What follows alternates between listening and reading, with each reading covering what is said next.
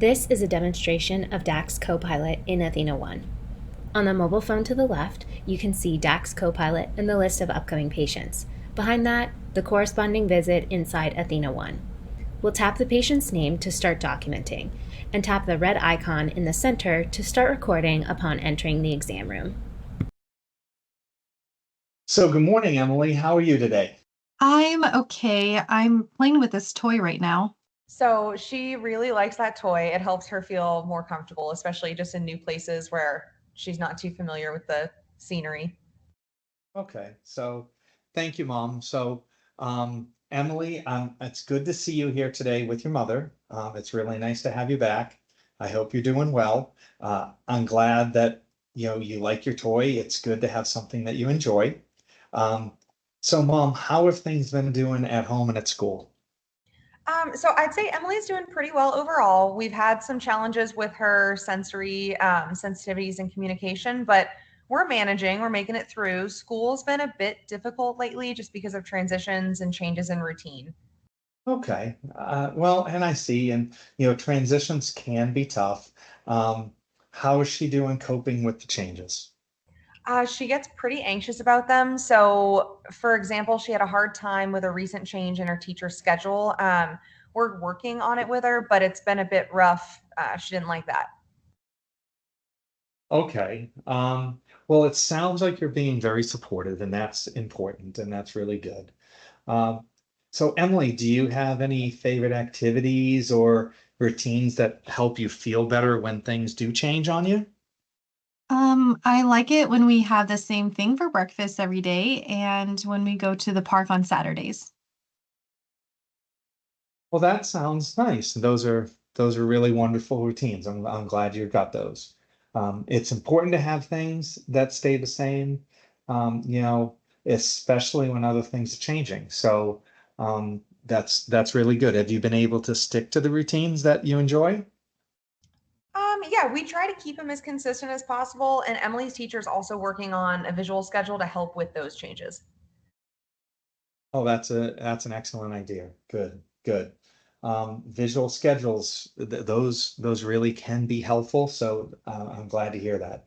How's Emily doing with her communication? Is there, anything specific that you might need help with? She's been using some picture cards to help with communication, and it's been somewhat effective. But sometimes she gets frustrated when she can't find the right card, or when she feels overwhelmed. She's done pretty quick. Okay, so when that happens, when she starts to get frustrated or something, have you found any strategies or tools that might help with that, coping with that a little bit? Yeah, it seems like weighted blankets seem to help her calm down. And then we also use a quiet space at home where she can just go and hang out when she needs to relax.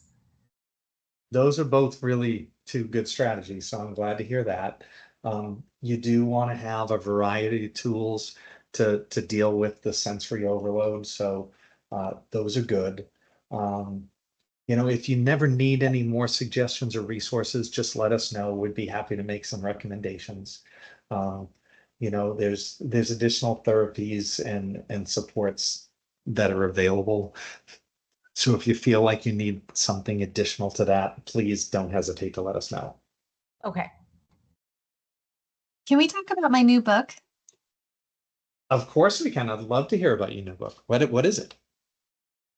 It's about a dragon who learns to fly. It has pictures and lots of cool things.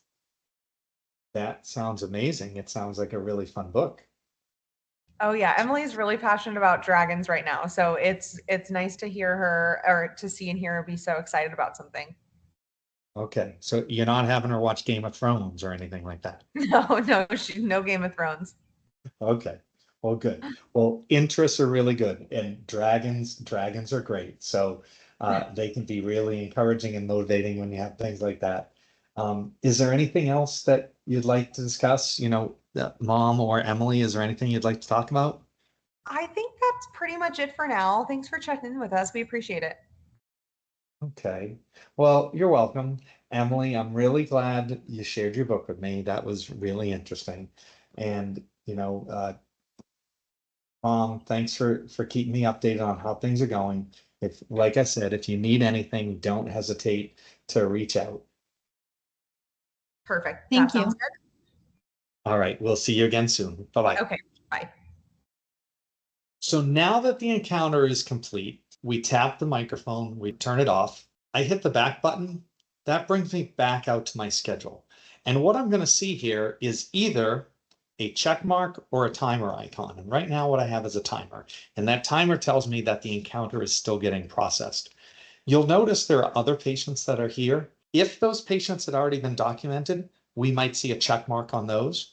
Or we could go in to see that patient right now. So let's say I don't have time to finish the documentation on Claire right now, but I want to go see Teresa. I could actually go in, tap the record icon. I could do another visit right now and talk to that patient. And then when I come back out here, Claire's results are already back. I have a check mark. So there's nothing that says you have to stand there and stare at your phone.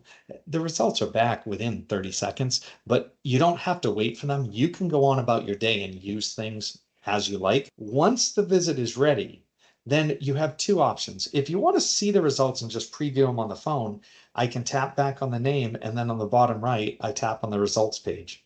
This is the note that's been generated by the system.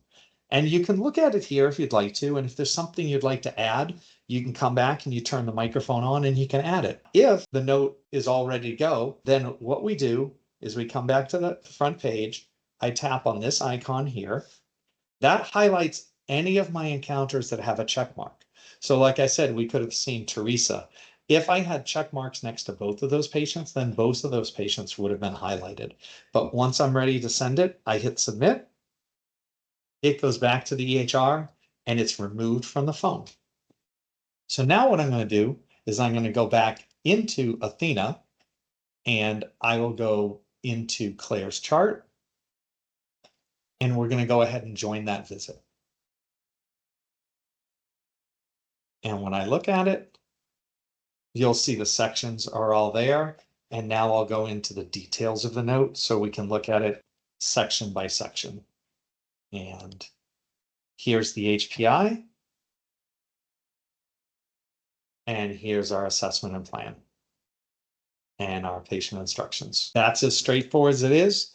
Taking the information from the phone, sending it back into Athena. From here, we can edit or add to the note as needed and then sign off.